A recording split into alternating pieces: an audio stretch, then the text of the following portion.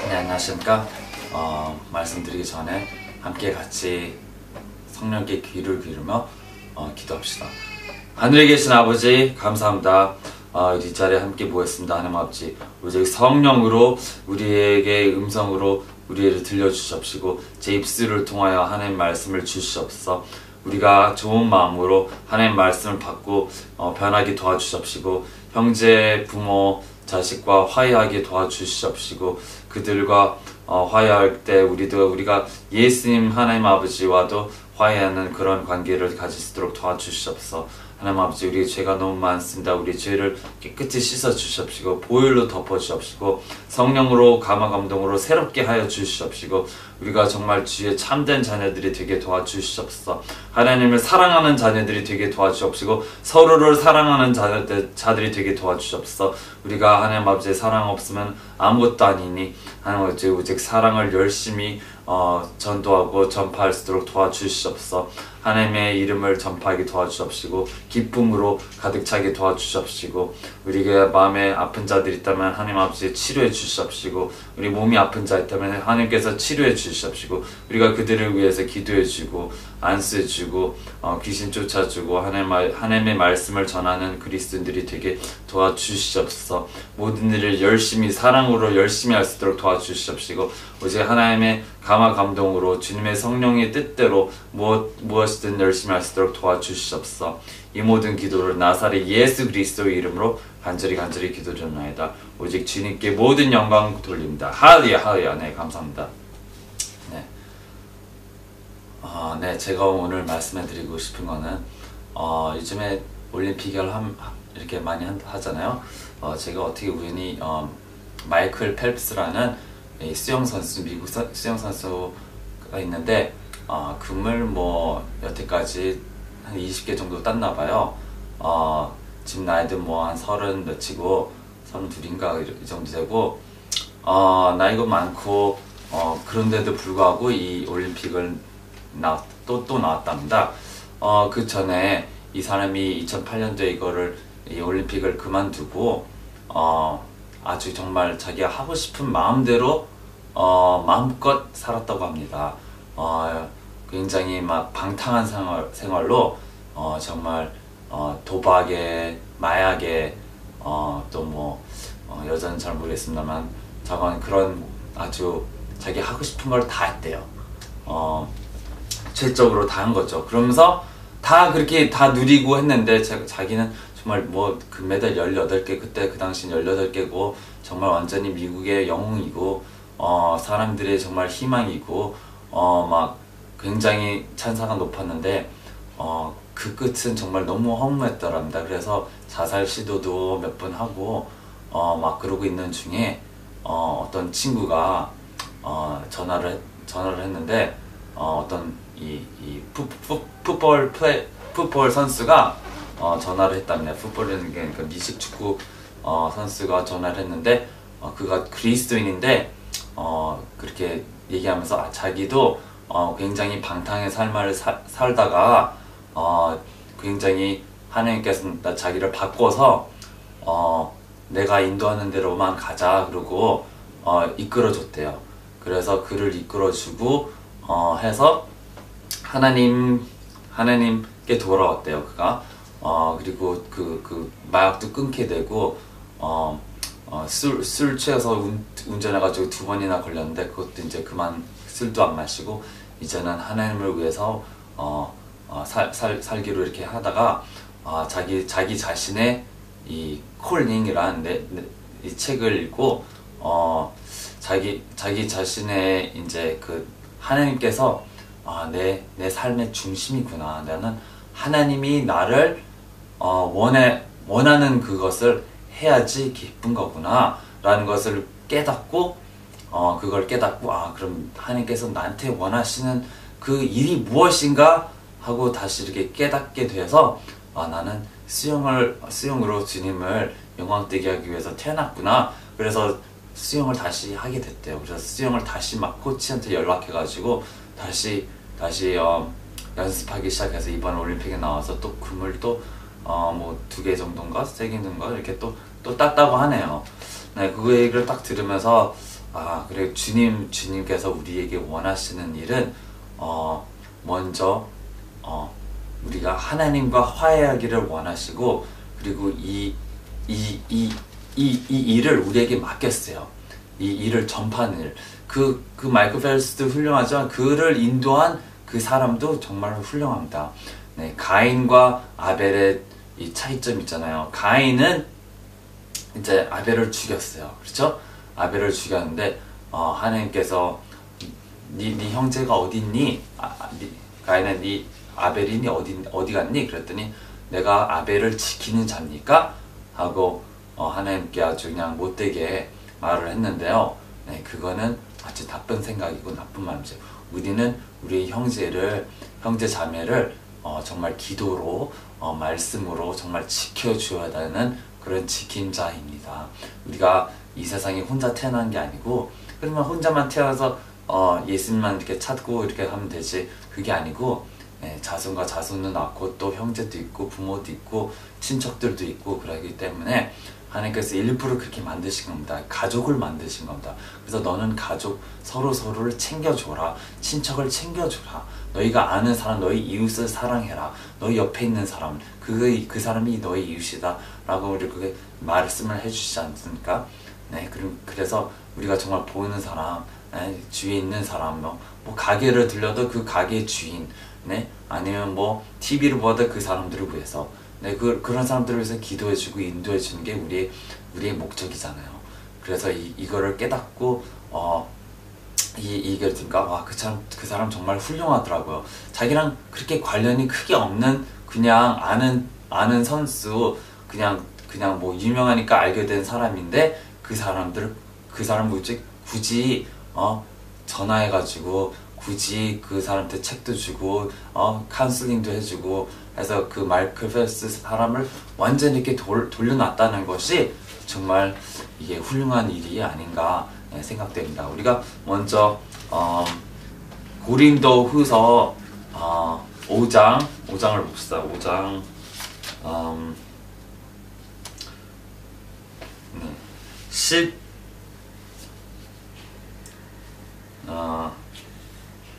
16절부터 봅시다.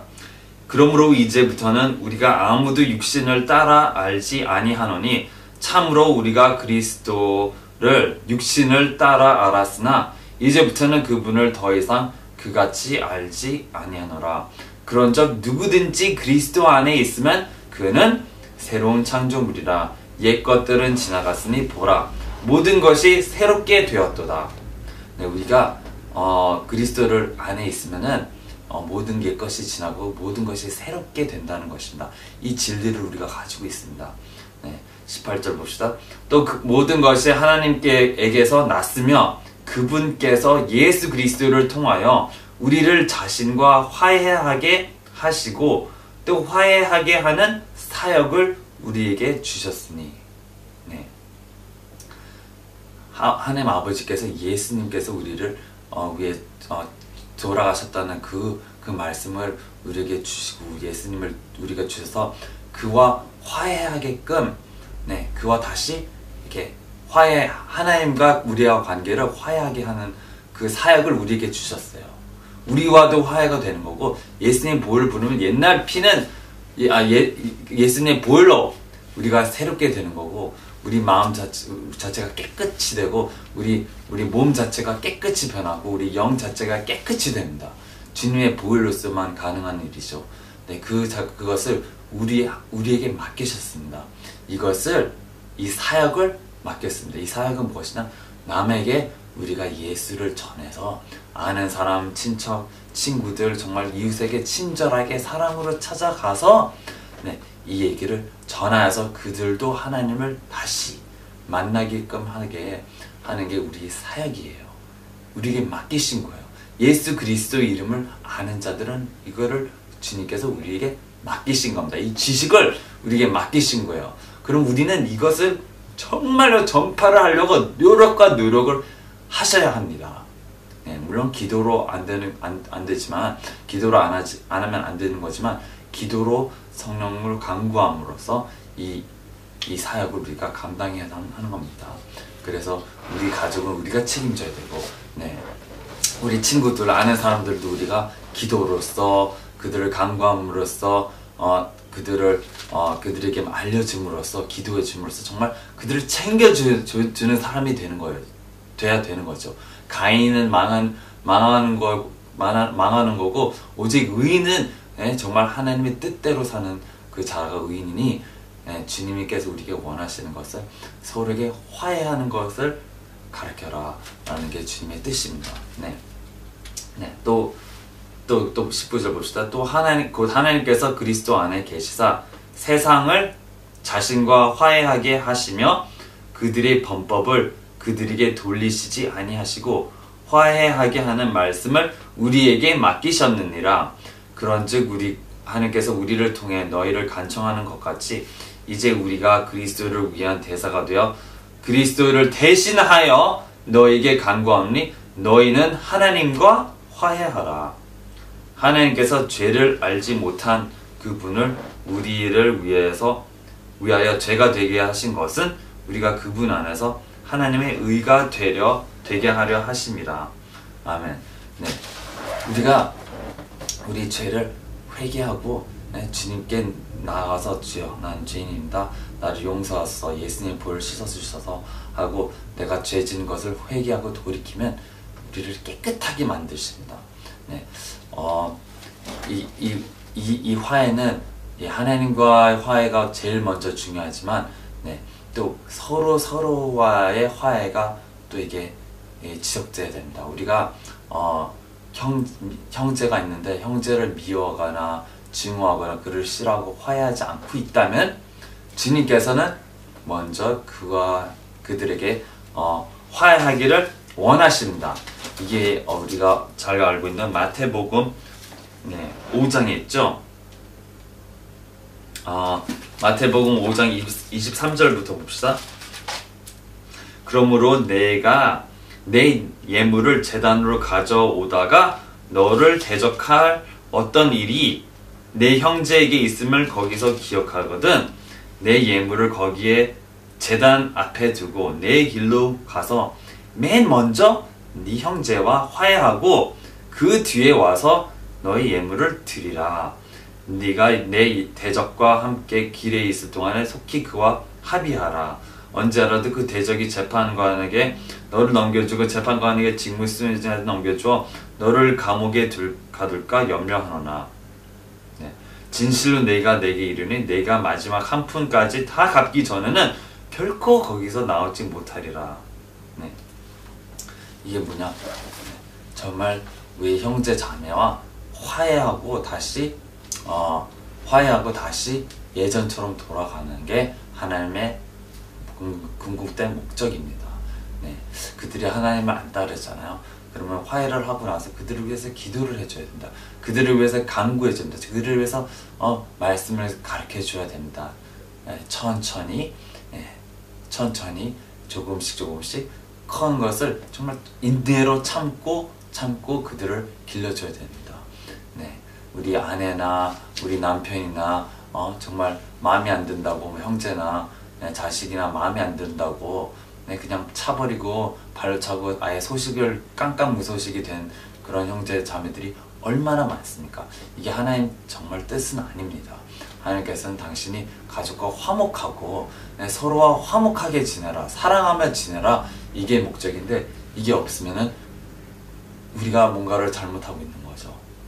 그래서 이 점도 우리가 회개를 해야 됩니다. 회개를 해야 돼요. 많은 사람들이 또 그럽니다. 예수님께 우리를 위해서 죽으셨으니까 더 이상 죄를 회개할 필요가 없다고 합니다. 이건 아주 잘못된 가르침이고 하나님을 모르는 것이죠. 마가복음 1장 15절부터 봅시다. 마가복음 1장 15절. 이게 마태복음도 마가복음도 있고 누가복음도 있는데 요한복음에는 이게 안 나왔지만 요한계시록에는 회개를 해야 된다는 게 충분하게 나와 있습니다. 그래서 요한복음만 안 나왔더라 하더라도 같은 요한이 요한계시록을 썼기 때문에 요한계시록에도 회개라는 말씀이 굉장히 많이 나오죠. 그쵸? 너희가 회개하자면 너희를 너희를 대환란에 넘기겠다. 요한계시록 2장 20절이라고 3장 10절에 나오죠. 네, 그런 걸 보면서 요한복음에 뭐 회개라는 말이 없다고 해서 회개는 필요 없는 것이다 라고 생각하는데 잘못 생각하는 겁니다. 네, 자 그럼 마가복음 1장 15절에 봅시다. 네. 네. 14절부터 보세요. 이제 요한이 감옥에 갇힌 뒤에 예수님께서 갈릴리에 오셔서 하나님의 왕국의 복음을 선포하여 이르시되 때가 찼고 하나님의 왕국이 가까이 왔으니 너희는 회개하고 복음을 믿어라. 복음을 믿은 예수를 믿으란 얘기죠. 예수를 주와 그리스도로 인정하고 우리를 위해서 죄 사함을 주셨다는 것을 인정하라 이 말이고, 그 첫 번째 단계는 회개를 말씀하셨습니다. 네. 또 사도행전의 첫 교회들이 어떤 말씀을 했느냐 한번 볼까요? 사도행전 20장 가봅시다. 사도행전 20장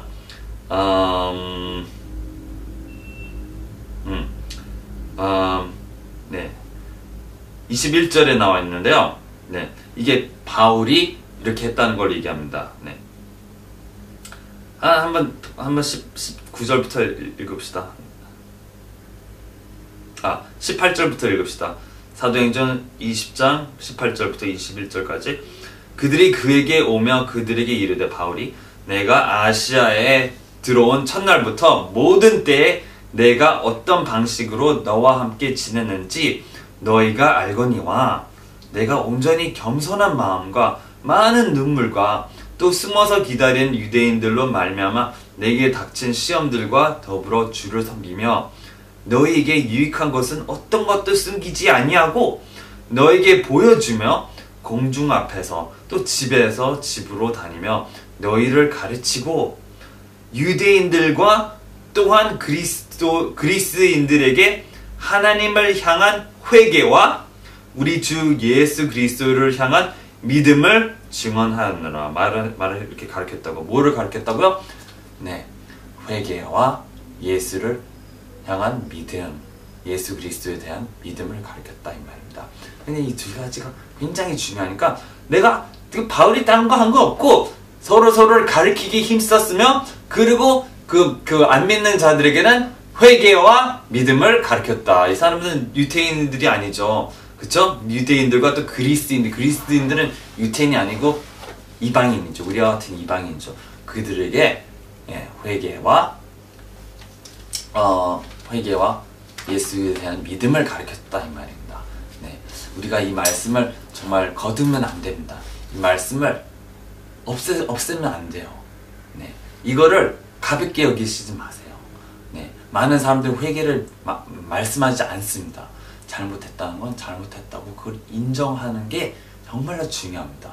내가 죄인이란 것도 모른다면은 어떻게 하나님의 우리 지혜를 위해서 죽었다는 그거를 믿겠습니까? 난 별로 잘못하는 그렇게 죄인이 아닌데 라고 생각한다면 어떻게 우리가 예수님의 그 죄사함을 받을 수가 있습니다. 내가 죄인이라고 난 죄도 안 졌는데 못하고 죄사함을 받아 이렇게 생각하면 어떻게 죄사함을 받냐고요.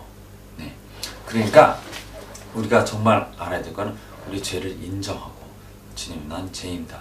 나를 용서하소서 나를 이 죄악에서 구원해 주소서 꺼내 주소서 더 이상 이 죄악에 발담지 않게 하소서. 이거를 알아야 되고, 네, 오직 중마음과 함께 하여야 죄를 이길 수 있다는 것도 가르쳐 줘야죠. 네, 이 주님과 함께 하지 않는 삶은 죄밖에 만들어낼 수 없어요. 네, 주님과 함께하는 삶이 죄가 없는 삶이고 성령에 이끌어가는 삶이 죄가 없는 삶이지, 네, 성령의 이끌림을 받기를 거부하는 자들의 삶은 죄밖에 없습니다. 네, 하나님의 뜻대로 하지 않는 것도 죄요.